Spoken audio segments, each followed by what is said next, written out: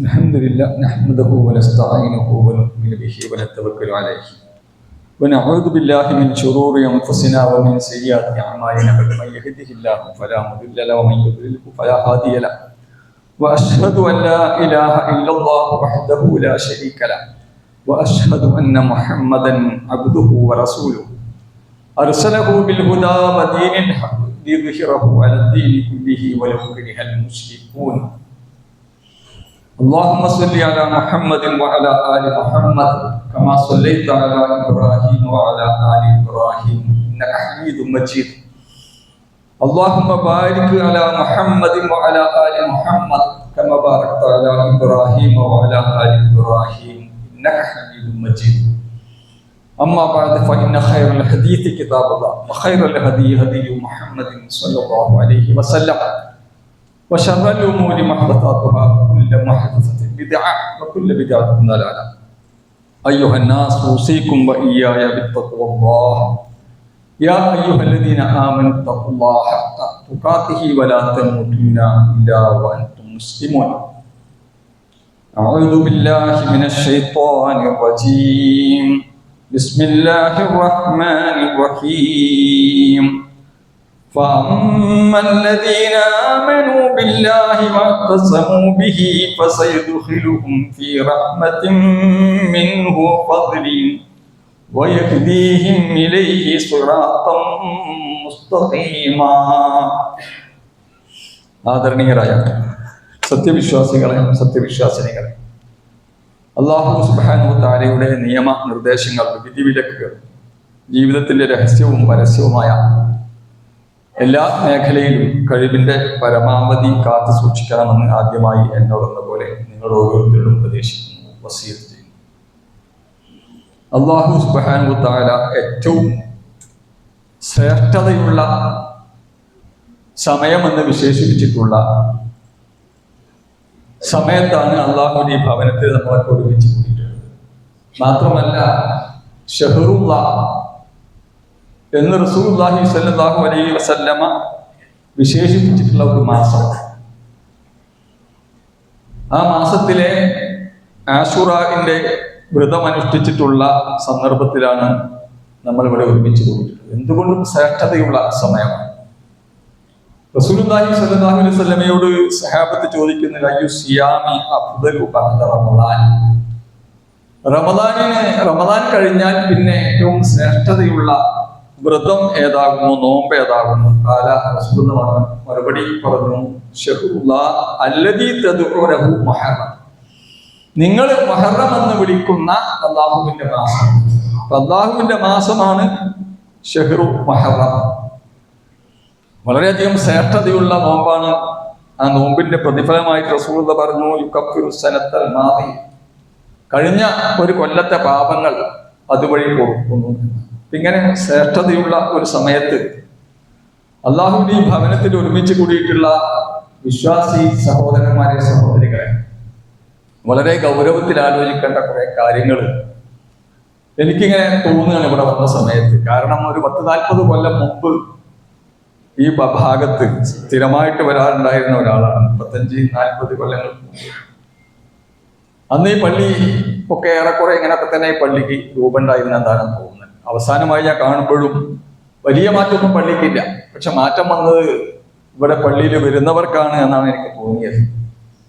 കാരണം ഈ ജുമാന്റെ സമയത്ത് അല്ലാഹുവിന്റെ ഈ ഭവനത്തിൽ ബാങ്ക് കൊടുക്കുന്ന സമയം 1:30 നമ്മൾ എത്ര ആളുകൾ പള്ളിയിൽ എത്തിയെന്ന് ചോദിച്ചാൽ ഒരു നാടിന്റെ പള്ളിയുമായുള്ള ബന്ധത്തിന്റെ തെളിവാണ്. ഞാൻ ആരെയും കുറ്റപ്പെടുത്തി പറയല്ല. നമ്മള് അല്ലാഹു സുബ്ഹാനഹു വ തആല ഇതൊക്കെ കൂടുതൽ മനസ്സിലാക്കി അള്ളാഹുവിനോട് ഏറ്റവും അധികം ഇഷ്ടപ്പെടുന്ന, അള്ളാഹുവിനെ ഇഷ്ടപ്പെടുന്ന വിശ്വാസികളുടെ കൂട്ടത്തിൽ നമ്മ എല്ലാവരെയും ഉൾപ്പെടുത്താൻ ഗ്രഹിക്കുമാറാകട്ടെ. പ്രിയപ്പെട്ട സഹോദരന്മാരെ, സഹോദരികളെ, എന്താണ് ഈ വ്രതത്തിന്റെ പ്രത്യേകത എന്നതിനെ കുറിച്ച് റസൂലുള്ളാഹി സ്വല്ലല്ലാഹു അലൈഹി വസല്ലമയിൽ തന്നെ റിപ്പോർട്ട് ചെയ്ത ഹദീസിൽ നമുക്ക് കാണാം. ഇബ്നു അബ്ബാസ് റളിയല്ലാഹു അൻഹു റിപ്പോർട്ട് ചെയ്ത ഹദീസിൽ നമുക്കറിയുന്ന കാര്യമാണ്. ജൂതന്മാർ ഈ നോമ്പനുഷ്ഠിച്ചുകൊണ്ടിരുന്നപ്പോ സഹാബത്തും പ്രവാചകൻ സല്ലല്ലാഹു അലൈഹി വസല്ലമയും മദീനയിൽ ചെന്ന സമയത്ത് പ്രവാചകൻ ചോദിക്കുന്നുണ്ട്, എന്താ നിങ്ങൾ ഈ നോമ്പനുഷ്ഠിക്കുന്നത്? അവർ പറഞ്ഞ മറുപടി, ഹാദാ യൗമുൻ നജ്ജല്ലാഹു ബനി ഇസ്രായീല മിൻ അദുബിഹിം. അല്ലാഹു സുബ്ഹാനഹു വ തആല മൂസാ നബി അലൈഹിസ്സലാമിനെ നജ്ജല്ലാഹു ബനി ഇസ്രായേൽ, ബനു ഇസ്രായേലിനെയും അവരുടെ നേതാവായിട്ടുള്ള മൂസാ നബി അലൈഹിസ്സലാമിനെയും അവരുടെ ശത്രുവായ ഫിർഔനിൽ നിന്ന് രക്ഷപ്പെടുത്തിയ ദിവസമാണ്, രക്ഷയുടെ ദിവസമാണ് ആശൂറ. എന്തുകൊണ്ടാണ് രക്ഷപ്പെടുത്താനുള്ള കാരണം? അതാണ് നമ്മൾ ചിന്തിക്കേണ്ടത്. നമുക്ക് രക്ഷ ഉണ്ടാകണമെങ്കിൽ ഈ ഒരു ചരിത്രം, ഈ ഒരു സുന്നത്ത് ഇത് ആവർത്തിക്കപ്പെടണമെങ്കിൽ നമ്മൾ എങ്ങനെയാവണം? അപ്പോഴാണല്ലോ അള്ളാഹു ബനു ഇസ്രായേലിനെ രക്ഷപ്പെടുത്തിയതിനാ. ബനു ഇസ്രായേലിൽ അവരെ രക്ഷപ്പെടുത്താൻ മാത്രം പതിതരായ ആ സമൂഹം, ദുർബലരായ ആ സമൂഹം, എല്ലാ നിലക്കും പ്രയാസപ്പെട്ടിരുന്ന, നമ്മുടെ ഇന്നത്തെ ഭാഷയിൽ പറഞ്ഞാൽ മാർജിനലൈസ് ചെയ്യപ്പെട്ട, പാർശ്വവൽക്കരിക്കപ്പെട്ട, ദുർബലരാക്കപ്പെട്ട ഒരു സമൂഹം, എല്ലാത്തരം പീഡനങ്ങൾക്കും അടിച്ചമർത്തലുകൾക്കും വിധേയരായിരുന്ന ഒരു സമൂഹം. ആ സമൂഹത്തെ എന്തിനാണ് അള്ളാഹു രക്ഷപ്പെടുത്തിയത്? എന്തായിരുന്നു അതിന്റെ പിന്നിലുണ്ടായിരുന്ന വികാരം? അതിനെക്കുറിച്ച് നമ്മൾ പഠിക്കുമ്പോഴാണ് നമ്മുടെ ഇന്നത്തെ സങ്കടങ്ങൾക്ക് അറിഞ്ഞു വരാൻ എന്താണ് പരിഹാരം എന്ന് ചിന്തിക്കാൻ കഴിയുക. അതിനാണല്ലോ ഖുർആൻ ചരിത്രം പറയുന്നത്. ഖുർആൻ പ്രവാചകന്മാരുടെ ചരിത്രം പറഞ്ഞു തരുന്നത് അത് പാട്ടുണ്ടാക്കി, പ്രസംഗമുണ്ടാക്കി, സ്റ്റേജുകളിൽ അവതരിപ്പിച്ച് പണം നേടാനല്ല. പിന്നെ പരിശുദ്ധ ഖുർആൻ തന്നെ പറഞ്ഞു, ഞാൻ എന്തിനാണ് പ്രവാചകന്മാരുടെ ചരിത്രം നിങ്ങൾക്ക് പറഞ്ഞു തന്നത്? നിങ്ങളുടെ ഹൃദയത്തിന് ശമനം ഉണ്ടാകാൻ, നിങ്ങളുടെ ഹൃദയത്തിന് ഉറപ്പുണ്ടാകാൻ, നിങ്ങളുടെ വഴി ശരിയാണെന്ന് നിങ്ങൾ ഉറപ്പിക്കുവാനാണ്. ബനു ഇസ്രായേലിയരെ ആ കാലഘട്ടത്തിൽ എത്രമാത്രം വലിയ പീഡനങ്ങൾക്ക് അവർ വിധേയരായിരുന്നു എന്നതിനെ കുറിച്ച് ഖുർആൻ പറഞ്ഞു, യുഖത്തിലൂന അബ്നാഅഹും വയസ്തഹ്യൂന നിസാഅഹും. നിങ്ങളുടെ കൂട്ടത്തിൽ ഉണ്ടായിരുന്ന ആൺകുട്ടികളെ ഭരണാധികാരി ഫിർഔൻ, ഫറോവമാര് കൊന്നു തീർത്തു. പെൺകുട്ടികളെ മാത്രം ജീവിക്കാൻ പറ്റും. അതൊരു സമൂഹത്തെ എങ്ങനെ വംശഹത്യ നടത്തി ഇല്ലാതാക്കണം എന്നതിനെ പറ്റിയുള്ള കൃത്യമായ ധാരണയുള്ളവനായിരുന്നു ഫിർഔൻ. അപ്പൊ ആൺകുട്ടികളെ മുഴുവനും കൊന്നു തീർത്ത് സ്ത്രീകളെ മാത്രം ജീവിക്കാൻ വിട്ടു. അങ്ങനെ ആ സമൂഹത്തെ ഇല്ലാതാക്കാൻ വേണ്ടി ശ്രമിച്ചു. അപ്പോഴാ മൂസാ നബിയുടെ ജനനം. കഥ നിങ്ങൾക്ക് അറിയാട്ടോ, ഞാൻ ആ കഥ വിശദീകരിച്ച് പറയുന്നുമില്ല. ഞാനത് സൂചിപ്പിക്കുന്നത് ഈ കഥയിൽ നിന്ന് നമ്മൾ പഠിക്കേണ്ട ചില കാര്യങ്ങളെ കുറിച്ച് മനസ്സിലാക്കാൻ. മൂസാ നബി അലൈഹി സ്വലാമിന്റെ മാതാവ് മൂസ എന്ന കുട്ടിക്ക് ജന്മം കൊടുക്കുന്ന സമയത്ത് ആ നാട്ടിന്റെ അവസ്ഥ, അവിടെ പിറക്കുന്ന ആൺകുട്ടികൾ മുഴുവനും കൊല്ലപ്പെടും, ഒരു സംശയവുമില്ല. സ്വാഭാവികമായിട്ടും ആൺകുട്ടിക്ക് ജന്മം കൊടുത്ത ഉമ്മക്ക് സങ്കടം ഉണ്ടാവുമല്ലോ. ഈ കുട്ടിയെ എനിക്ക് കാണാൻ കഴിയില്ല എന്ന ദുഃഖം ഉണ്ടാവുമല്ലോ. ഈ കുട്ടിന്റെ ഭാവി എന്താണെന്നതിനെ കുറിച്ചുള്ള ആശങ്ക ഉണ്ടാവുമല്ലോ. സ്വാഭാവികമല്ല ഒരു ഉമ്മന്റെ സങ്കടവും സങ്കടപ്പാടുകളും ഒക്കെ.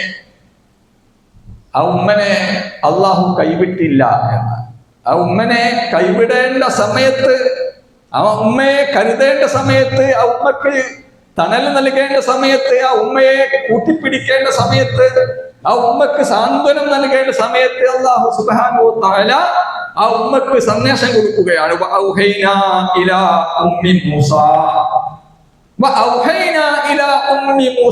മൂസന്റെ ഉമ്മക്ക് ഞാൻ വഹീ കൊടുത്തു. എന്താ? നീ ഒരു ഉമ്മ എന്ന നിലക്ക് നീ ചെയ്യേണ്ട അടിസ്ഥാനപരമായ പണി നീ ചെയ്തു. എന്താ? ഒരു കുട്ടി ജനിച്ചാൽ ആ ഉമ്മ എന്താ ചെയ്യേണ്ടത്? ഏത് ഉമ്മയും ചെയ്യുന്നത് പോലെ ആ കുട്ടിക്ക് മുലപ്പാട് കൊടുക്കണം. അത് നീ നിർവഹിച്ച. ഒരു സാധു സ്ത്രീക്ക് ചെയ്യാൻ പറ്റുന്ന, ഒരു സാധു സ്ത്രീക്ക്, ഒരു ഉമ്മക്ക്, ഒരു മാതാവിന് ചെയ്യാൻ പറ്റുന്ന മിനിമം ജോലി എന്താ? അത് ചെയ്താൽ മതി എന്ന് അള്ളാഹ് പറയാ. ബാക്കി നീ ഒന്നും കേൾക്കേണ്ട കാര്യമില്ല. ബാക്കി നീ ഈ ഭൂമിയെ കുറിച്ച് നീ ചിന്തിക്കണ്ട. ഈ കുട്ടിയുടെ, ഈ ഭൂമിയുടെ ജീവിതത്തെ കുറിച്ച് നീ ആശങ്കപ്പെടേണ്ട. നിനക്ക് അവന്റെ മേൽ വല്ല പേടിയുണ്ടെങ്കിൽ, അവന്റെ മേൽ നിനക്ക് വല്ല ഭയവും ഉണ്ടെങ്കിൽ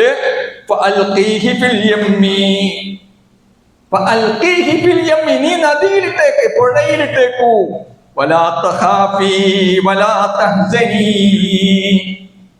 നീ ആ കുട്ടിക്ക് എന്ത് സംഭവിക്കുമെന്നതിനെ കുറിച്ച് പേടിക്കണ്ട.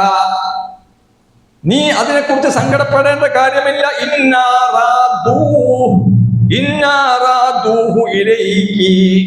ഞാൻ അവനെ നിന്റെ അടുത്തേക്ക് തന്നെ മടക്കി കൊണ്ടുവരുന്നതാണ്. അതാണ് അള്ളാഹ് ഉറപ്പിച്ചു പറയാ. എന്തുറപ്പിച്ചു പറയണത്?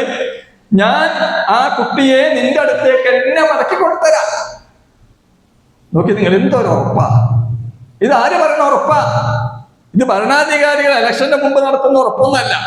അല്ലാഹു സുബ്ഹാനഹു വ തആല ആ ഉമ്മക്ക് കൊടുക്കുന്ന ഉറപ്പാണ്. എന്താ? നീ ആ കുട്ടീനെ, നിനക്ക് വല്ല പേടിയ, കുട്ടിന്റെ ഭാവിയിൽ നിനക്ക് ഭയമുണ്ടെങ്കിൽ നീ ആ കുട്ടിയെ പുഴയിലിട്ടേക്ക്. ഞാൻ ഏറ്റു, അല്ലാഹ് ഏറ്റു ആ കുട്ടിന്റെ ഭാവി. ഞാൻ നിനക്ക് തീർച്ചയായിട്ടും ആ കുട്ടിയെ കൊണ്ടുതരാം. കുട്ടിയെ തിരിച്ചു കൊണ്ടുതരല്ല, അത് മാത്രല്ല ചെയ്യാം, അവൻ മുർസലുകളിൽപ്പെട്ട ഒരാളായി മാറുന്നതാകുന്നു. അല്ലാഹ് കൊടുത്ത ഒരു ഉറപ്പ്. ആ ഉറപ്പിൽ ആ സ്ത്രീ സംതൃപ്തയാകുന്നു എന്നതാണ്. യാതൊരു ബോധവുമില്ലാത്ത, വിദ്യാഭ്യാസമില്ലാത്ത, അല്ലെങ്കിൽ അതിനെക്കുറിച്ച് വലിയ ധാരണയില്ലാത്ത ഒരു സാധു സ്ത്രീ, ഒരു സാധാരണ സ്ത്രീ അല്ലാഹു സുബ്ഹാനഹു വ തആല നൽകിയിട്ടുള്ള ആ ഉറപ്പിന്റെ അടിസ്ഥാനത്തില് ആ കുട്ടിയെ നദിയിൽ ഒഴുക്കുന്നു. എന്നിട്ട് എന്താ സംഭവിക്കുന്നത്? പിന്നെ ചരിത്രത്തിൽ നമുക്കറിയാലോ ആ കുട്ടി രക്ഷപ്പെട്ടത്. മൂസാ നബി അലൈഹി സ്വലാം പ്രവാചകനായതൊക്കെ നമുക്കറിയാൻ കാര്യം വിശദീകരിക്കേണ്ടല്ലോ. അപ്പൊ അല്ലാഹു സുബ്ഹാനഹു വ തആല നമ്മളോട് പറഞ്ഞ ഉറപ്പ് എന്താണെന്ന് ഓരോ കാര്യത്തിലും അന്ന് പരിശുദ്ധ ഖുർആനിലൂടെ നമുക്ക് പഠിപ്പിച്ചെന്ന കുറെ ഉറപ്പുകളുണ്ട്, വാക്കുകളുണ്ട്, വാഗ്ദാനങ്ങളുണ്ട്. എങ്ങനെ ജീവിക്കണം, ഈ രീതിയിൽ നിങ്ങൾ ജീവിക്കണം, എന്റെ ആജ്ഞകൾ അനുസരിച്ച് നിങ്ങൾ ജീവിക്കണം. നിങ്ങൾക്ക് നിങ്ങളുടേതായ ഒരു മാർഗം ഉണ്ടാക്കുകയും നിങ്ങൾക്ക് തോന്നിയതുപോലെ ജീവിക്കുകയും ചെയ്ത് അള്ളാഹ് രക്ഷിച്ചോളുമെന്ന് നിങ്ങൾ വിചാരിക്കണ്ട.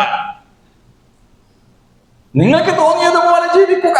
മനുഷ്യൻ അവനിഷ്ടം പോലെ ജീവിക്കുക, അവനിഷ്ടമുള്ളതൊക്കെ ചെയ്യുക, അവനിഷ്ടമുള്ള ഇബാദത്ത് അനുഷ്ഠിക്കുക, ഇഷ്ടമില്ലാതെ ചെയ്യാതിരിക്കുക, അവനിഷ്ടമുള്ളതുപോലെ കച്ചവടം ചെയ്യുക, ലാഭമുണ്ടാക്കുക, ജീവിക്കുക, അവനിഷ്ടമുള്ളതുപോലെ ഒക്കെ വിനോദങ്ങളിൽ ഏർപ്പെടുക, കളികളിൽ ഏർപ്പെടുക, അങ്ങനെ ഉറക്കൊഴിക്കുക, പള്ളിയിൽ വന്നിട്ട് കൂർക്കം വലിച്ചു ഉറങ്ങുക. ഇതൊക്കെയാണ് മനുഷ്യന്മാരിപ്പോ ചെയ്തുകൊണ്ടിരിക്കുന്നത്. എന്നിട്ട് യാ അല്ലാഹ് എന്താണ് ഞാൻ ചോദിച്ചിട്ട് ഉത്തരം കിട്ടാത്തത് എന്നിങ്ങനെ ചോദിച്ചുകൊണ്ടിരിക്കുക. അള്ളാഹു നമ്മെ കാത്ത് രക്ഷിക്കുമാറാകട്ടെ. അള്ളാഹുവിന്റെ അടുത്തുനിന്ന് വല്ലതും പ്രതീക്ഷിക്കുന്നുണ്ടെങ്കിൽ വേറെ ഒന്ന് പ്രതീക്ഷിക്കാൻ, ആ കൂട്ടരെ അള്ളാഹിന്റെ അടുത്തുനിന്ന് അല്ലാണ്ട് വേറെ ഒന്ന് പ്രതീക്ഷിക്കാനാണ്. അല്ലാഹു സുബ്ഹാനഹു വ തആലയുടെ അടുത്തുനിന്ന് നമ്മൾ വല്ലതും പ്രതീക്ഷിക്കുന്നുണ്ടെങ്കിൽ അള്ളാഹു പറഞ്ഞ പോലെ ജീവിക്കുവാൻ നമ്മൾ ബാധ്യസ്ഥരല്ലേ? ഒരു മുതലാളിന്റെ കീഴിൽ വൈകുന്നേരം 1000 രൂപ കൂലിട്ടുമ്പോ അയാള് പറയണൊക്കെ കേട്ട് പണിയെടുക്കുന്ന മനുഷ്യന്മാരാ ഞാനും നിങ്ങളൊക്കെ. എന്നിട്ട് അല്ലാഹു സുബ്ഹാനഹു വ തആല വെള്ളവും വായുവും നമുക്ക് നൽകിയ അല്ലാഹ് നമ്മളോട് പറഞ്ഞതുപോലെ നമുക്ക് ജീവിക്കാൻ കഴിയുന്നില്ലെങ്കിൽ അല്ലാഹു നമ്മെ എല്ലാവരെയും അത്തരം അവസ്ഥയിൽ നിന്ന് കാത്തുരക്ഷിക്കുമാറാകട്ടെ. പ്രിയപ്പെട്ട സഹോദരന്മാരെ, സഹോദരികളെ, മൂസാ നബി അലൈഹി സ്വലാമിന്റെ ജീവിതത്തിൽ അത്രയേറെ ഉദാഹരണങ്ങളാ. ബനൂ ഇസ്രായേലിനെയുമായിട്ട് മൂസാ നബിയോട് അല്ലാഹ് പറഞ്ഞു, നീ രാത്രിയിൽ എന്റെ അടിമകളെയും കൊണ്ടുപോയിക്കോ. മൂസ എങ്ങോട്ട് കൊണ്ടുപോയിക്കോന്ന്? നീ ആ കടലിന്റെ അടുത്തേക്കാണ് കൊണ്ടുപോയിക്കോന്ന്, ചെങ്കടലിന്റെ അടുത്തേക്ക്. എന്നിട്ട് ബാക്കി ഞാൻ പറഞ്ഞുതരാം. ലക്ഷക്കണക്കിന് വരുന്ന ബനൂ ഇസ്രായേലിയർ ഒന്നാകെ ആട്ടിത്തെളിച്ച് വീട്ടിൽ നിന്ന് ഇറക്കി കൊണ്ടുപോവുക ചെങ്കടലിന്റെ അടുത്തേക്ക്. ആരാ പറഞ്ഞത്? അല്ലാഹ് പറഞ്ഞതാ കൊണ്ടുപോവാൻ. രാത്രിയിൽ എന്റെ അടിമകളെയും കൊണ്ട് നീ പോയിക്കോ അല്ലേ? കടലിന്റെ അടുത്ത്, ചെങ്കടൽ തീരത്തെത്തുക. ആളുകൾ ചോദിച്ചു, എന്താ മൂസ നീ ചെയ്യുന്നത്? സംഗതിയൊക്കെ ശരിയാ, ഞങ്ങളുടെ നേതാവാ നീ, പക്ഷെ നീ എന്ത് വിട്ടിത്തമാണ് ഈ ചെയ്തുകൊണ്ടിരിക്കുന്നത്? ഇതാ വരുന്നു ഫിർഔനും കൂട്ടരും, മുമ്പിലാണെങ്കിൽ ചെങ്കടൽ. നമ്മളൊന്നാകെ പിടിക്കപ്പെടാൻ പോവുകയാണല്ലോ മൂസ. ഇത് ജീവിക്കുക, ഇങ്ങോട്ടെ നീ കൊണ്ടുവന്നിരുന്നത്. അവിടെ അടിമകളെ പോലെ ജീവിച്ചാലും വേണ്ടില്ലായിരുന്നല്ലോ. ആ ഫിർഔന്റെ നാട്ടില് അടിമകളെ പോലെ ആട്ടും തുപ്പും ഏറ്റ് ജീവിച്ചാലും കുഴപ്പമില്ലായിരുന്നല്ലോ. അടിമകളെ പോലെ ജീവിച്ചാലും കുഴപ്പമില്ലായിരുന്നല്ലോ. അവിടെ അങ്ങനെ ജീവിച്ച് ചടഞ്ഞുകൂടി അവിടെ പതിതരായ സമൂഹമായി, അധകൃതരായി, അധസ്ഥിതരായി, പാർശ്വവൽക്കരിക്കപ്പെട്ടവരായി ആ സമൂഹത്തിൽ അള്ളിപ്പിടിച്ച് ജീവിച്ചാലും കുഴപ്പമില്ലായിരുന്നല്ലോ മൂസ. എന്തിനാ ഞങ്ങൾ അങ്ങോട്ട് കൊണ്ടുവന്നത്? ഞങ്ങൾ മുങ്ങി മരിക്കാൻ പോവുകയാണല്ലോ. എന്താ മൂസാ നബിയുടെ ഉത്തരം?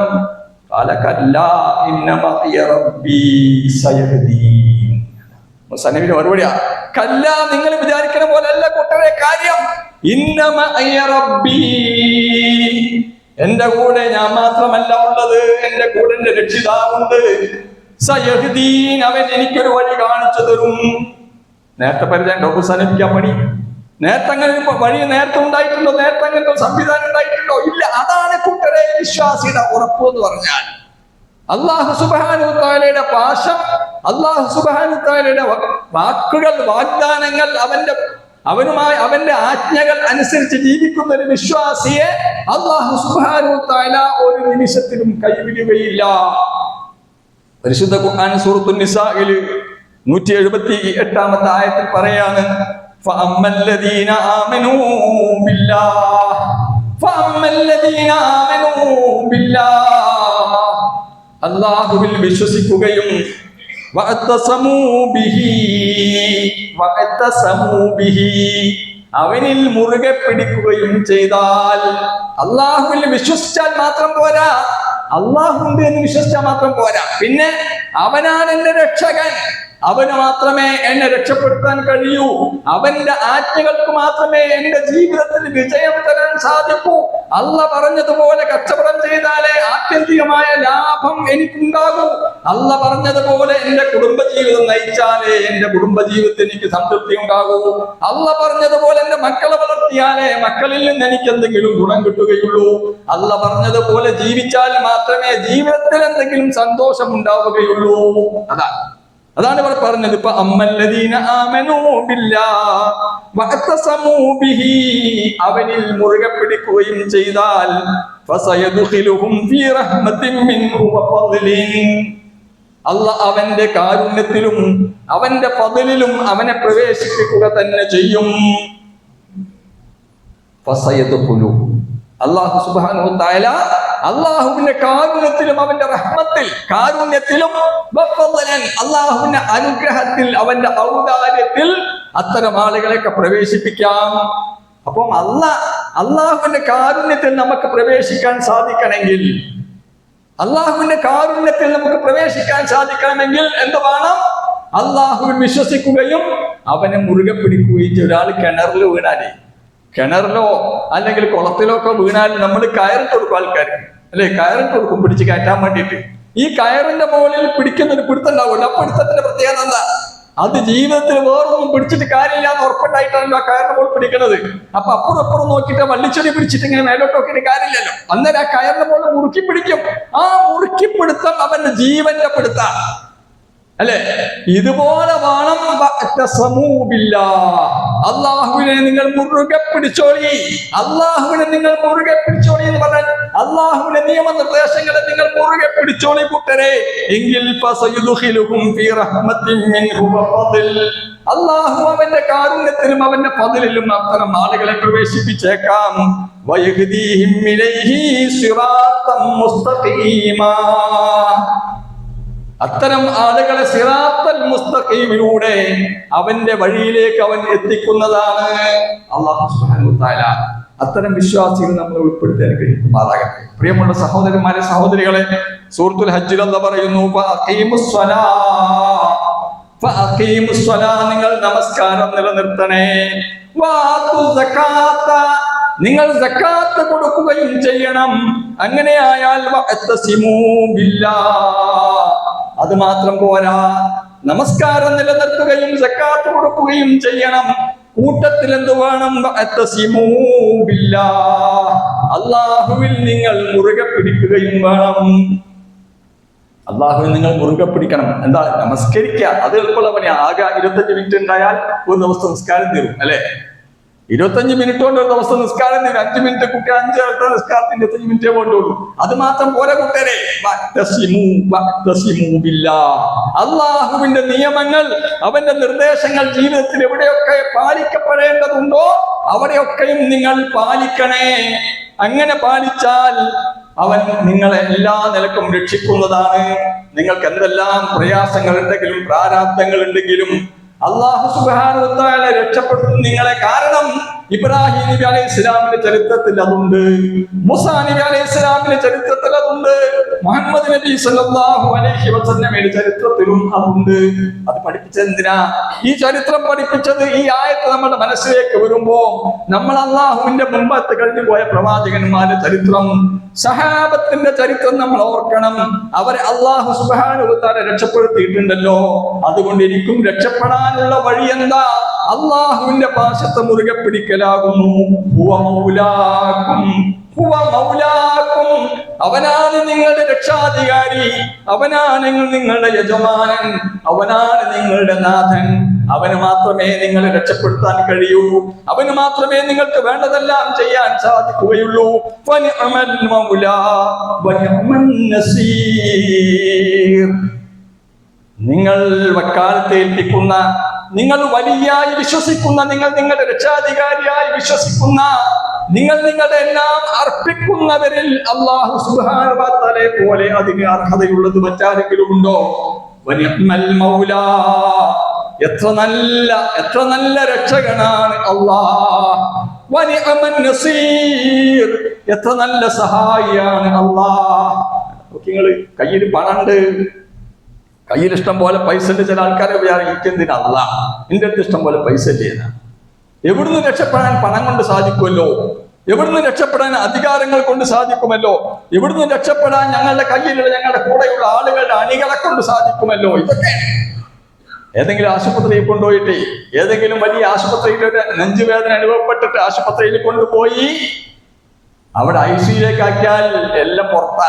അന്നേരം പൈസന്റെ കെട്ടുമായിട്ട് മോൻ വന്നിട്ട് വാതിലിന് മുട്ടിട്ട് ഡോക്ടറെ ഈ ഉള്ളിൽ കയറിയിട്ട് ഈ രോഗിയെ രക്ഷപ്പെടുത്താൻ എന്താ പൈസ എന്ന് പറയാൻ ഡോക്ടർ പറയണ്ട, അത് വീട്ടിൽ വെച്ചാൽ മതി എന്ന് പറയും. കാരണം പൈസക്ക് രക്ഷപ്പെടുത്താൻ കഴിയില്ല കൂട്ടരെ, പണത്തിന് രക്ഷപ്പെടുത്താൻ കഴിയില്ല ഒരു മനുഷ്യനെ, അധികാരത്തിന് ഒരു മനുഷ്യനെ രക്ഷപ്പെടുത്താൻ കഴിയില്ല. അങ്ങനെ രക്ഷപ്പെടുമായിരുന്നെങ്കിൽ ആരൊക്കെ ഈ ഭൂമിയിൽ രക്ഷപ്പെടുന്ന സഹോദരന്മാരെ സഹോദരികളെ ആരെങ്കിലും രക്ഷപ്പെട്ടോ? പണമുള്ള ആരെങ്കിലും എത്ര ആൾക്കാർ കരഞ്ഞു പറയുന്നത് ഇഷ്ടം പോലെ വാപ്പ ഉണ്ടാക്കിയിട്ടുണ്ട് ഒരുപാട് സ്വത്ത്, പക്ഷേ ഒരു തുള്ളി വെള്ളം പോലും കൊടുക്കാൻ കഴിയാതാണല്ലോ എന്റെ വാപ്പ മരിച്ചത്. പൈസയായിട്ടല്ല, ഇഷ്ടം പോലെ ഉണ്ട്, ആസ്തിയുണ്ട്, സ്ഥലങ്ങളുണ്ട്, ഒരുപാട് ബാങ്ക് ബാലൻസ് ഉണ്ട്. പക്ഷേ അതൊക്കെ അവിടെ വെച്ചാൽ മതി. മരിക്കാൻ നേരം ഒരു ഗ്ലാസ് വെള്ളം കുടിക്കണം, ഒരു തുള്ളി വെള്ളം മണ്ണാക്കിലേക്ക് ഇറക്കണമെങ്കിൽ ഈ പൈസ ഒന്നും കഴിയില്ല. അല്ലാഹു സുബ്ഹാനഹു വ തആല നമ്മെല്ലാവരെയും അല്ലാഹു ഇഷ്ടപ്പെടുന്ന അടിമകളിൽ ഉൾപ്പെടുത്തി അനുഗ്രഹിക്കുമാറാകട്ടെ. പ്രിയപ്പെട്ടവരെ, അപ്പൊ ഞാൻ പറഞ്ഞത് ഈ അല്ലാഹു സുബ്ഹാനഹു വ തആലയുള്ള വിശ്വാസം കൊണ്ട്, അല്ലാഹു സുബ്ഹാനഹു വ തആലയിലുള്ള വിശ്വാസം കൊണ്ട് ഈ ലോകത്തെ സമാധാനത്തോടുകൂടി ജീവിക്കാനും പരലോകത്ത് വിജയം വരിക്കാനും എനിക്കും നിങ്ങൾക്കും സാധിക്കുമ്പോൾ മാത്രമാണ് കൂട്ടരെ ഈ ഇരുത്തത്തിനും ഈ വരവിനും ഈ ഇരുത്തത്തിനും നമ്മുടെ ഇബാദത്തിനും ഒക്കെ നമുക്ക് ആത്മസംതൃപ്തി ലഭിക്കുക. അപ്പോഴേ നമുക്ക് 12:30 ആകുന്നതിന് മുമ്പ് പള്ളിയിലേക്ക് ഓടി വരാനുള്ള മനസ്സുണ്ടാകുന്നത് എപ്പോഴാണെന്നറിയോ? ഇവിടെ ഇരുന്നാൽ എനിക്ക് എന്തെങ്കിലുമൊക്കെ കിട്ടുന്നു, ഒരാഹത്ത് കിട്ടുന്ന ഒരവസ്ഥ ഉണ്ടാകുമ്പോഴാണ്. അത് കിട്ടണമെങ്കിൽ എന്ത് വേണം? ഇവിടുന്ന് കിട്ടുന്ന ഒരു വിശ്വാസം വേണ്ടേ? പലപ്പോഴും ഇതൊരു ചടങ്ങായിട്ട് പറയാം. അള്ളാഹു നമ്മെ രക്ഷപ്പെടുത്തുമാറാകട്ടെ. ഇതൊരു ചടങ്ങല്ല കൂട്ടരെ, അല്ലാഹു സുബ്ഹാനഹു വ തആല നമുക്ക് നൽകിയിട്ടുള്ള മഹത്തായ അനുഗ്രഹമാണ്. ഇത്തരം സത്തരം സദസ്സുകളിലൂടെ നമുക്ക് കിട്ടേണ്ട ആത്മനിർവൃതി, ഇവിടെ നിന്ന് നമ്മൾ അള്ളാഹുവിനോട് തേടുമ്പം കിട്ടുന്ന ഇബാദത്ത് നടത്തുമ്പോൾ കിട്ടുന്ന മനസ്സമാധാനം, അതിനേക്കാൾ വലിയൊരു മനസ്സമാധാനം ഈ ഭൂലോകത്ത് വേറെ കിട്ടാനില്ല. അത് നമ്മൾ മനസ്സിലാക്കേണ്ട കാര്യമാണ്. വസ്ബിർ ലിഹുക്മി റബ്ബിക, വസ്ബിർ, നീ ക്ഷമിക്കണം, ലിഹുക്മി റബ്ബിക, നിന്റെ രക്ഷിതാവിൽ നിന്നുള്ള വിധിയിൽ നീ ക്ഷമിക്കുക പ്രവാചക. ഫഇന്നക ബിഅഅയുനിനാ, നീ തീർച്ചയായിട്ടും നീ നമ്മുടെ കണ്ണിന്റെ മുമ്പിൽ തന്നെ ഉണ്ട്. അല്ലാഹ് പറയാം, അല്ലാഹുവിന്റെ റസൂൽ സല്ലല്ലാഹു അലൈഹി വസല്ലമയോട് അല്ലാഹ് പറയാം, നബി സല്ലല്ലാഹു അലൈഹി വസല്ലം സങ്കടങ്ങൾ ഒരുപാട് ഉണ്ടായല്ലോ അല്ലേ? പ്രവാചകൻ ഒരുപാട് സങ്കടങ്ങൾ ഉണ്ടായി. പ്രവാചകൻ സല്ലല്ലാഹു അലൈഹി വസല്ലം സങ്കടപ്പാട് കൊണ്ട് ദുഃഖിച്ച ഒരുപാട് ഘട്ടങ്ങളുണ്ട്. അത്തരം ഒരു ഘട്ടത്തിൽ പ്രവാചകൻ സല്ലല്ലാഹു അലൈഹി വസല്ലം, തിരുനബി സല്ലല്ലാഹു അലൈഹി വസല്ലം അല്ലാഹു സുബ്ഹാനഹു വ തആലയോട് മനന്നൊന്ന് പറയാം, അല്ലാഹു നീയും എന്നെ കൈവിട്ടോ? അല്ലാഹ്, നാട്ടുകാരൊക്കെ എന്നെ കൈവിട്ട് കഴിഞ്ഞിരിക്കുന്നു, കുടുംബക്കാർ കൈവിട്ടിരിക്കുന്നു, എനിക്ക് ജന്മം നൽകിയ കുടുംബം, എന്റെ തറവാട്, എന്റെ നാട് എല്ലാം എന്നെ ബഹിഷ്കരിച്ചിരിക്കുന്നു. അല്ലാഹ്, നീ കൂടി എന്നെ കൈവിട്ടോ എന്ന് സങ്കടപ്പെട്ടപ്പോ അല്ലാഹു സുബ്ഹാനഹു വ തആല പറയുന്നുണ്ട്, നബി സല്ലല്ലാഹു അലൈഹി വസല്ലമയെ വിളിച്ചിട്ട് അല്ലാഹു പറയാ, നബിയെ എന്നെ ഞാൻ കൈവിട്ടിരിക്കുന്നു. ആരാ എന്നോട് അങ്ങനെയൊക്കെ പറയണത്? നിനക്ക് തോന്നലല്ലേ? നിനക്കറിയോ നീയൊക്കെ പഴയ അവസ്ഥ എന്താ? നിനക്ക് ബുദ്ധിമുട്ട് എത്രയായി? നീ എന്തെല്ലാം കഷ്ടപ്പാടുകൾ സഹിച്ച ആളാ.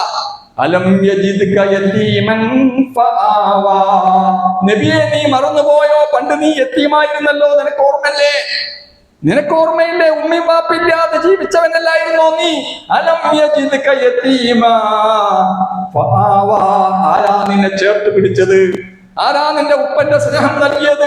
ആരാ നിന്റെ ഉമ്മന്റെ കാരുണ്യം നൽകിയത്? നാമല്ലേ, റബ്ബുൽ ആലമീനല്ലേ. പ്രവാചക, അതുകൊണ്ട് ഈ പ്രയാസത്തിനും പരിഹാരം ഉണ്ടാകും. അലം യജിദ്ക യതീമൻ ഫആവാ വവജദക ളാല്ലൻ ഫഹദാ. നീ വഴി അറിയാത്തവനായി, ഗതി അറിയാത്തവനായി, എങ്ങോട്ട് പോകണമെന്നറിയാത്തവനായി, അലക്ഷ്യമായി നടക്കുമ്പോൾ നിന്നെ ഞാൻ യഥാർത്ഥ വഴിയിലേക്ക് കൊണ്ടുവന്നിട്ടില്ലേ മുഹമ്മദേ? അതുകൊണ്ട് നിനക്കെന്താണ് സങ്കടം? സല്ലല്ലാഹു അലൈഹി വസല്ലം, അള്ളാഹുവിന്റെ പ്രവാചക, നിനക്കെന്തിനാ സങ്കടപ്പെടുന്നത്? നീ പരമദരിദ്രനായിരുന്നില്ലേ? നിനക്ക് ജീവിക്കാൻ ഗതി ഉണ്ടായിരുന്നില്ലല്ലോ. അങ്ങനെ നിനക്ക് ഖദീജ ബീവിയുടെ വിവാഹത്തിലൂടെ നിനക്ക് ജീവിക്കാൻ പറ്റുന്ന അവസ്ഥ ഉണ്ടാക്കി തന്നില്ലേ? അങ്ങനെ പല ജീവിതത്തിൽ പല പല ഘട്ടങ്ങളിലൂടെ നീ കടന്നുപോയില്ലേ പ്രവാചക? എന്നിട്ട് നീ എന്താ ഇപ്പൊ ഇങ്ങനെ സങ്കടപ്പെടുന്നത്? നമ്മളൊക്കെ ജീവിതത്തിൽ പ്രയാസം ഉണ്ടെങ്കിൽ കൂട്ടരെ, സഹോദരന്മാരെ, സഹോദരികളെ, അല്ലാഹു സുബ്ഹാനഹു വ തആലയോട് മനംനൊന്ത് പറഞ്ഞാൽ നമ്മുടെ പ്രശ്നങ്ങൾക്ക് പരിഹാരം അല്ലാഹു സുബ്ഹാനഹു വ തആല കൂടുതലായിട്ട് അവനെ കുറിച്ച് മനസ്സിലാക്കുന്ന യഥാർത്ഥ വിശ്വാസികളിൽ, മുഅ്മിനീങ്ങളിൽ, മുത്തഖീങ്ങളിൽ നമ്മൾ എല്ലാവരെയും അൽഹംദുലില്ലാഹി റബ്ബിൽ ആലമീൻ വസ്സലാത്തു വസ്സലാമു അലാ റസൂലിഹി ആമീൻ വഅലാ ആലിഹി വസഹ്ബിഹി അജ്മഈൻ. പ്രിയമുള്ള സത്യവിശ്വാസികളെ, സത്യവിശ്വാസിനികളെ, അല്ലാഹു സുബ്ഹാനഹു വ തആലയുടെ നിയമനിർദ്ദേശങ്ങൾ ജീവിതത്തിന്റെ എല്ലാ മേഖലകളിലും കഴിവിന്റെ പരമാവധി കാത്തു സൂക്ഷിക്കണമെന്ന് ഒരിക്കൽ കൂടി എന്നോടെന്ന പോലെ നിങ്ങളോട് ഉപദേശിക്കുന്നു. നമ്മുടെ നാട്ടിലിപ്പോ വളരെ ഗൗരവമായിട്ട് നടക്കുന്ന ഒരു ക്യാമ്പയിനാണ് ലഹരിക്കെതിരെ ഗവൺമെന്റ് നടത്തുന്ന ഓപ്പറേഷൻ തൂഫാൻ എന്ന ക്യാമ്പയിൻ. അത് യഥാർത്ഥത്തിൽ സർക്കാർ ഇപ്പോഴാണ് നടത്തുന്നതെങ്കിലും വിശ്വാസികൾ ഏത് കാലത്ത് നടത്തിക്കൊണ്ടിരുന്ന ഒരു ക്യാമ്പയിനാണ്.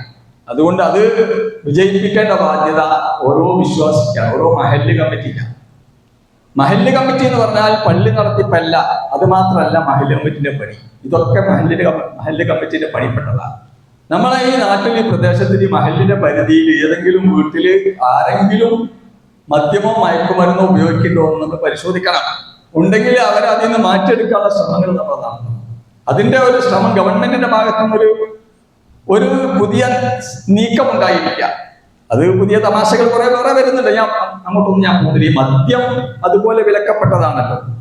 എല്ലാ ലഹരിയുടെയും മാതാവായിട്ട് അല്ലാഹുവിന്റെ റസൂൽ പറഞ്ഞത് മദ്യത്തെയാണ്. മദ്യവും മയക്കുമരുന്നും എല്ലാം, അത് വീര്യം കൂടിയതാണെങ്കിലും വീര്യം കുറഞ്ഞതാണെങ്കിലും ഒക്കെ എന്താ, എല്ലാത്തരം മദ്യവും വിലക്കപ്പെട്ടതാണ്. കാരണം അതെല്ലാം തലച്ചോറിനെ ബാധിക്കുന്നതാണ്, മനുഷ്യന്റെ ബുദ്ധി ഇല്ലാതാക്കുന്നതാണ്. അപ്പൊ ഈ പ്രദേശങ്ങളിലൊക്കെയുള്ള, നമ്മുടെ നാട്ടിലൊക്കെയുള്ള എല്ലാ മനുഷ്യരെയും, യുവതികളായാലും യുവാക്കളായാലും കൗമാരക്കാരായാലും ഈ മദ്യത്തിന്റെയും ലഹരി ഉൽപ്പന്നങ്ങളുടെയും അടുത്തേക്ക് പോകുന്നുണ്ടോ എന്ന് പരിശോധിക്കേണ്ടത് നമ്മളാണ്. എന്നിട്ട് വായടക്കി ഇങ്ങനെ മിണ്ടാതിരിക്കല്ല വേണ്ടത്. കാരണം ഒരു തിന്മ കണ്ടിട്ട് ആ തിന്മ തടയാൻ, കൈകൊണ്ട് തടയാൻ പറ്റുന്ന ഒരു വിശ്വാസി ഈമാൻ കൊണ്ട് ചെയ്യേണ്ടത് കൈകൊണ്ട് പിടിച്ചിട്ടുള്ള മാറ്റില്ല. അത് എടുക്കാൻ തിന്നാൻ പാടില്ല എന്ന് പറയണ്ട. അങ്ങനെ പറയാൻ പറ്റൂലെങ്കിൽ ഉപദേശിച്ചെങ്കിലും ശരിയാക്കാൻ നോക്കണം. ഇല്ലെങ്കിൽ എന്ത് ചെയ്യണം? അത് ഗവൺമെന്റ് സംവിധാനം ഇത് പറഞ്ഞു കൊടുത്താൽ അവർ ഇത്തരം ആൾക്കാരെ നാട്ടിൽ നിന്ന് പൊക്കിക്കോളും. ഒരു ദയം കാണിക്കണ്ടേ? നമ്മളെ പള്ളി കമ്മിറ്റിന്റെ മെമ്പർ മോനല്ലേ എന്നൊന്നും വിചാരിക്കണ്ടെങ്കിൽ. ഒരു സമൂഹത്തെ രക്ഷപ്പെടുത്താനുള്ള ഏറ്റവും അവസാനത്തെ വണ്ടിയാ ഓടുന്നത്. അതിൽ കയറി കിട്ടി, അല്ലെ പിന്നെ കയറാൻ കഴിയില്ല. കാരണം നമ്മളെ നാട് ഈ ലോകത്ത് ഏറ്റവും കൂടുതൽ മയക്കുമരുന്ന് വിൽക്കുന്ന സ്ഥലമാണ് കേരളം എന്ന് പറഞ്ഞാൽ. ലോകത്ത്, നമ്മളെ ഇന്ത്യയിൽ മാത്രമല്ല, ലോകാടിസ്ഥാനത്തിലുള്ള ഏതെങ്കിലും വൻ പ്രദേശങ്ങൾ, വൻ നഗരങ്ങൾ ഏറ്റവും കൂടുതൽ മയക്കുമരുന്ന് കിട്ടുന്ന സ്ഥലം ഏതാണെന്ന് ചോദിച്ചാൽ അതൊന്നും കേരളത്തിലെ കൊച്ചിയാണ്. ഇപ്പൊ തുടങ്ങുന്ന കുറെ കാലമായിട്ടുള്ള കണക്കാണ്. അപ്പൊ നമ്മൾ ഓരോരുത്തരും, പ്രത്യേകിച്ച് മുസ്ലിം സമൂഹം, ആ കാര്യത്തിൽ വലിയ ജാഗ്രത കാണിക്കണം. അതെന്തുകൊണ്ടെന്ന് ചോദിച്ചാൽ കാനേഷുമാരി കണക്കിന്റെ റേഷ്യോനേക്കാൾ കൂടുതൽ റേഷ്യോ ഈ വിഷയത്തിൽ നമുക്കുണ്ട്. കാരണം നമ്മൾ സ്വകാര്യമായിട്ട് പള്ളിയുടെ അകത്ത് നമുക്ക് പറയാലോ, മയക്കുമരുന്ന് പിടിക്കപ്പെടുന്ന കേസുകൾ പരിശോധിച്ചു. ഇപ്പൊ കഴിഞ്ഞ ഈ ഒരു 25 ദിവസത്തിനുള്ളിൽ കോഴിക്കോട് ജില്ലയിൽ നിന്ന് മാത്രം 600 ആൾക്കാരെ പോലീസ് പിടിച്ച് അറസ്റ്റ് ചെയ്തത്. 600 ആൾക്കാരെ. ഇവരാരും ചായപ്പൊടിയും പഞ്ചസാരയും വീട്ടിലേക്ക് വാങ്ങാൻ പോയ ആൾക്കാരല്ല, പിന്നെ മയക്കുമരുന്ന് ഉപയോഗിക്കാനും അത് കച്ചവടം ചെയ്യാൻ പോയ ആൾക്കാരാണ്. 600 ആൾക്കാരെ. ഈ 600 ആളുകളിൽ നമ്മുടെ കുടുംബക്കാരുണ്ടാവാം, ബന്ധുക്കൾ ഉണ്ടാകാം. അപ്പോ നാളെ നമ്മളെ മക്കളെ കൂടി കൊണ്ടുപോയി നിങ്ങൾ, ഞാനിപ്പോ ഒരു പത്രത്തിൽ ഒരു ചെറിയ ഒരു വാർത്ത വായിച്ചു, വല്ലാത്ത സങ്കടം തോന്നി. ഒരു അമ്മയും ഒരു കുട്ടിയും, ഒരു അമ്മയും മകളും മാത്രമാണ് ആ വീട്ടിൽ ഇപ്പൊ താമസിക്കുന്നത്. നമ്മൾ കോഴിക്കോട് ജില്ലയിലെ ഏതൊരു ഗ്രാമത്തിലാണ്. ഗ്രാമത്തിന്റെ പേരൊന്നും പത്രത്തിൽ കൊടുത്തിട്ടില്ല. അതിൽ ആ അമ്മ പറയുന്നുണ്ട്, ഞങ്ങൾക്കിപ്പോ ജീവിക്കാൻ പറ്റാതായിരിക്കുന്നു. എന്താ, ഞങ്ങളെ കാണുമ്പോൾ ആളുകൾ ചോദിക്കുന്നത് ഇന്ന പ്രതിന്റെ അമ്മയാണ് എന്നാ പറഞ്ഞത്. നടന്നു പോകുമ്പോൾ പറയുന്നത് ഇന്ന പ്രതിയുടെ അമ്മയാണ്, ഇന്ന പ്രതിയുടെ സഹോദരിയാണ് ഈ പോകുന്നത്. മയക്കുമരുന്ന് ഉപയോഗിക്കുക മാത്രമല്ല ചെയ്ത്, മയക്കുമരുന്ന് ഉപയോഗിക്കുന്നവൻ തൊട്ടടുത്ത സ്റ്റെപ്പ് എന്താണെന്നറിയും. മയക്കുമരുന്ന് ഉപയോഗിച്ച് അതേ മൂലക്ക് പണ്ട് ഈ കണ്ണു കുടിക്കുന്നവരെ പറ്റി ആൾക്കാർ പറയല എന്താ, മദ്യം കഴിക്കുന്നവന് ഞാൻ നിസ്സാരാക്കി പറയല, മദ്യം കഴിക്കുന്ന ആളുകൾ അത് കൂടുതൽ കഴിച്ചാൽ എന്താ ഉണ്ടാകുക, ഏത് അഴുക്കുചാലിലോ ഓവിയാലോ കിടന്നിട്ട് നേരം പൊളിപ്പിച്ചോ അങ്ങനെ കഴിച്ചു പോകും. നേരം പൊളിക്കുമ്പോൾ അല്ലെ, അങ്ങനെ ഓവിയാലോ കിടന്നിട്ട് വേണമെങ്കിൽ മഴ പെയ്താലും പെയ്തിരിക്കുന്നൊന്നും കുഴപ്പമില്ല, അവൻ ജീവിച്ചെങ്ങനെയും അഡ്ജസ്റ്റ് ചെയ്ത് പോകും, വലിയ പ്രശ്നം ഉണ്ടായില്ല. പക്ഷെ ഈ മയക്കുമരുന്ന് അതല്ല സംഭവം. മയക്കുമരുന്ന് കഴിക്കണോന് അത് കഴിച്ചിട്ട് കിട്ടാതായാല് പിന്നെ ചെയ്യുന്ന അടുത്ത സ്റ്റെപ്പ് എന്താണെന്നറിയോ, വീട്ടിലുള്ളതെല്ലാം പൊറുക്കിയെടുത്തോ വിൽക്കും. അത് ഉമ്മന്റെ സമ്പാദ്യമാണെങ്കിലും വാപ്പന്റെ സമ്പാദ്യമാണെങ്കിലും ഒക്കെ അടിച്ചു മാറ്റും. അതും തികയാതിരുന്നാൽ അയൽവാസികളുടെ അടുത്തൊക്കെ പോവുക. അപ്പോഴാണ് പോലീസ് നമ്മുടെ വീട്ടിലേക്ക് വരിക. നമ്മളത് അടുത്തേക്ക് മോഷ്ടിച്ചെടുത്താൽ പോലീസ് വരില്ലല്ലോ, കാരണം നമ്മൾ കേസ് കൊടുക്കാൻ പോകില്ലല്ലോ. അയൽവാസികൾ എടുക്കാൻ തുടങ്ങിയാൽ പോലീസ് വീട്ടിലേക്ക് വരും. ഇങ്ങനെ പോലീസ് 4 പ്രാവശ്യം നമ്മളെ വീട്ടിലേക്ക് വന്നാൽ പിന്നെ നാട്ടിൽ നമ്മളെ പേരെന്താ, ഇന്ന ആളെ അറിയപ്പെട്ട പേരാ, പള്ളിന്റെ പ്രസിഡന്റ് എന്നൊക്കെ പറഞ്ഞതിനേക്കാളൊക്കെ വലിയ പദവി അപ്പോഴാ. ഏത് പദവിയാ, ഇന്ന മയക്കുമരുന്നിന് പിടിക്കപ്പെട്ട ഇന്ന ചങ്ങാതിന്റെ ആളാണ്, ഇന്ന വണ്ടി കേസ്, പോലീസ് കേസ്, പിന്നെ വണ്ടി മോഷണം, വാഹന മോഷണം, നേർച്ചപ്പെട്ടികൾ മോഷണം, ഇതൊക്കെ വലിയൊരു കുറിപ്പ. വല്ലാത്ത സങ്കട. ആ അമ്മ പറയുന്നുണ്ട്, ഞാൻ എന്താ ചെയ്യുക, എനിക്ക് ജീവിക്കാൻ ഒരു വഴിയുണ്ട്, ഈ നാട് വിട്ട് പോകാൻ പോലുള്ള അവസ്ഥ ഇല്ല എന്നാണ്. അതിന്റെ കാരണം പറയുന്നത് എന്താ, അതുകൂടി പറഞ്ഞ് അവസാനിപ്പിക്കുക. അതിന്റെ കാരണം എന്താ ചോദിച്ചാൽ, അച്ഛന്റെ പ്രകൃതി വിരുദ്ധ പ്രവർത്തനങ്ങളിൽ മനന്നൊന്ന് വീട്ടിക്ക് വരാതായ ചെറുപ്പക്കാരനാണ് അവസാനം ആരെ കയ്യിൽപ്പെട്ടത്, ഈ സാമൂഹ്യ ദ്രോഹികളുടെ കയ്യിൽപ്പെട്ട് മയക്കുമരുന്നിന് അടിമയായി മാറുന്നത്. ആലോചിച്ചോക്കിങ്ങള്, വീട്ടിക്ക് വരാൻ അവന് പ്രയാസം ഉണ്ടായി. എന്താ കാരണം, വീട്ടിൽ അച്ഛനുണ്ട്. ഈ അച്ഛന്റെ മുഖത്ത് നോക്കാൻ മടിച്ചിട്ട് അച്ഛൻ അത്രയും വൃത്തികെട്ടവനായപ്പോ, വൃത്തികെട്ട അച്ഛനാണ് വീട്ടിലുള്ളത് എന്നതുകൊണ്ട്, വൃത്തികെട്ട പിതാവാണ് വീട്ടിലുള്ളത് എന്നതുകൊണ്ട് വീട്ടിക്ക് വരാൻ കഴിയാതെ വീട്ടിന്റെ പുറത്ത് താമസിക്കേണ്ടി വന്ന ഒരു ചെറുപ്പക്കാരൻ. വീട്ടിന്റെ പുറത്ത് താമസിക്കുമ്പോൾ ആരാ അവിടെ ഉള്ളത്? അവിടെ സാമൂഹ്യ ദ്രോഹികളുടെ വിളയാട്ട കേന്ദ്രമല്ലേ, അവിടെ ആരും നല്ല ആൾക്കാരും അവിടെ പോയിട്ടില്ലല്ലോ. അപ്പൊ ഈ സാമൂഹ്യ ദ്രോഹികൾ ഇവനെ കൂടെ കൂട്ടി. അങ്ങനെ അവൻ മയക്കുമരുന്ന് ഉപയോഗിച്ച് അതിന്റെ ആളായി മാറി. അങ്ങനെ ഇപ്പം അവന് വീട്ടുകാർക്ക് മുഴുവൻ ശത്രുവായിട്ട് മാറുക. അപ്പൊ വല്ലാത്തൊരു ദുരവസ്ഥയാണ് സഹോദരന്മാരെ, സഹോദരികളെ. നമ്മൾ വിചാരിക്കേണ്ട, നമ്മൾ ഇന്ന് ഏറ്റവും കൂടുതൽ ജാഗ്രതയോടുകൂടി ചെയ്യേണ്ട ഒരു പ്രതിരോധ പ്രവർത്തനം ഉണ്ടെങ്കിൽ അത് മയക്കുമരുന്നിനും മദ്യത്തിനും എതിരെയുള്ള പ്രതിരോധ പ്രവർത്തനം. അപ്പൊ അതിന് നമ്മൾ ഇന്നിപ്പം 26-ാം തീയതി, 26-ന്റെ പ്രത്യേകത തന്നെ ലോകാടിസ്ഥാനത്തിൽ തന്നെ മയക്കുമരുന്നിനെതിരെ ജാഗ്രത നടത്തുന്ന ഒരു സമയമാണ്. അല്ലാഹു സുബ്ഹാനഹു വ തആല നമ്മുടെ സമൂഹത്തെ കാത്തുരക്ഷിക്കുമാറാകട്ടെ.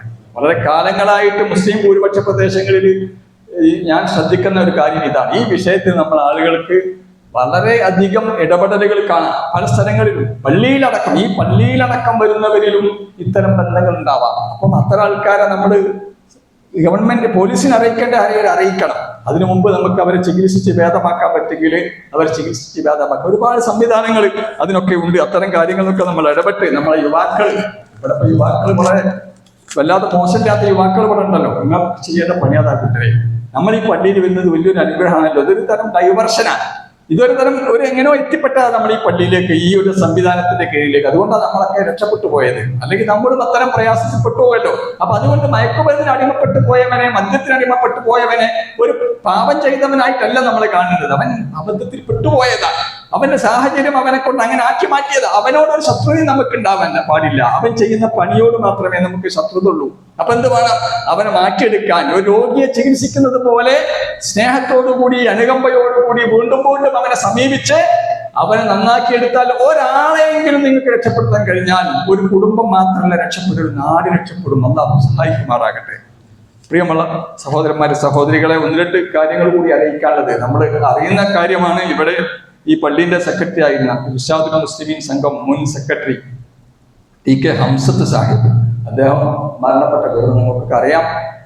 അല്ലാഹു സുബ്ഹാനഹു വ തആല അദ്ദേഹത്തിന് മഗ്ഫിറത്തും റഹ്മത്തും നൽകുമാറാകട്ടെ.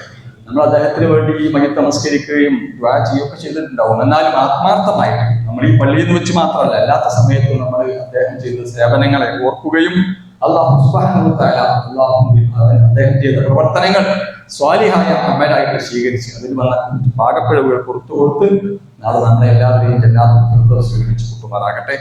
അതുപോലെ മറ്റൊന്ന്, ഒരാളുടെ ഉമ്മയുടെ ഉമ്മ മരണപ്പെട്ടു എന്ന് അറിയിച്ചിട്ടുണ്ട് ഒരു മെമ്പറുടെ. അതുപോലെ മറ്റൊരാളുടെ അസുഖം ആണെന്ന് അറിയിച്ചു. നമ്മുടെ ഇവിടുത്തെ ഒരു മൗലവി അദ്ദേഹത്തിന്റെ മകന്റെ അസുഖം പറഞ്ഞു. പല ആളുകൾക്കും പലതരം പ്രയാസങ്ങളാണ്. ഇതിപ്പോ ഈ കമ്മിറ്റിയായിട്ട് ബന്ധപ്പെട്ടവരാണ് എഴുതിയിട്ടുണ്ട്. അല്ലാത്ത ആളുകൾ, ഇവിടെ ഇരിക്കുന്ന ആളുകൾക്കൊക്കെ ഏറെക്കുറെ ഇത്തരം സമാനമായ പ്രയാസങ്ങളൊക്കെ ഒരുപാടുണ്ടാവും. നമുക്ക് അല്ലാഹു സുബ്ഹാനഹു വ തആലയോട് മാത്രമേ സങ്കടം പറയാനുള്ളൂ. അവനാണ് നമ്മുടെ മൗല, അവനാണ് നമ്മുടെ രക്ഷാധികാരി. നമ്മൾ അവരോട് സങ്കടത്തോടു കൂടി ആത്മാർത്ഥമായിട്ട് നമ്മൾ പറയാം, അല്ലാഹുവേ ഞങ്ങളുടെ ഇന്നാള് മരിച്ചു പോയിരിക്കുന്നു, അവരുടെ രോഗാവസ്ഥയിലാകുന്നു, അവരുടെ രോഗം നീ ശിഫയാക്കി കൊടുക്കണേ എന്ന് നമ്മൾ ആത്മാർത്ഥമായിട്ട് പറഞ്ഞാൽ ലോകത്തൊരു ശാസ്ത്രത്തിനും ചെയ്യാൻ പറ്റാത്തത് അല്ലാഹു സുബ്ഹാനഹു വ തആല ചെയ്യാൻ പറ്റുമെന്ന് ഉറച്ചു വിശ്വസിക്കുന്ന ആൾക്കാരല്ലേ നമ്മൾ. അതുകൊണ്ട് അല്ലാഹു സുബ്ഹാനഹു വ തആല ഇവിടെ രോഗമൊക്കെ ശിഫയാക്കി കൊടുക്കുമാറാകട്ടെ. നാളെ അതുപോലെ നമ്മിൽ നിന്ന് മരണപ്പെട്ടവർക്ക് അല്ലാഹു നൽകുമാറാകട്ടെ. ജന്നാത്തുൽ ഫിർദൗസിൽ അല്ലാഹു സുബ്ഹാനഹു വ തആല നമ്മെ എല്ലാവരെയും ഒരുമിച്ചുമാറാകട്ടെ. اللهم اغفر للمؤمنين والمؤمنات والمسلمين والمسلمات الاحياء والاموات انك مجيب الدعوات يا قاضي الحاجات. ربنا آتنا في الدنيا حسنه وفي الاخره حسنه وقنا عذاب النار. ربنا تقبل منا انك انت السميع العليم وتب علينا انك انت التواب الرحيم واغفر لنا يا غافر المذنبين امين برحمتك يا ارحم الراحمين. الحمد لله رب العالمين وصلى الله على محمد وعلى اله وصحبه.